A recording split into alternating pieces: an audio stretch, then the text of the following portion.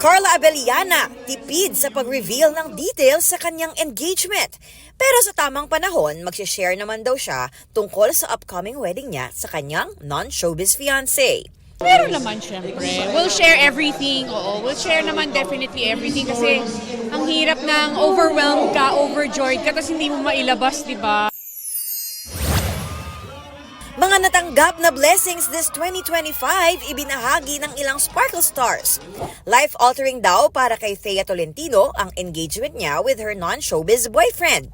Si Gwen Zamora, gift of health naman ang ipinagpapasalamat. Si Rocco Nasino, thankful sa mga project niya ngayong taon. Sina ex-PBB housemates Will, Ashley at Victor, ipinagpapasalamat naman ang kanilang experience sa loob ng bahay ni Kuya.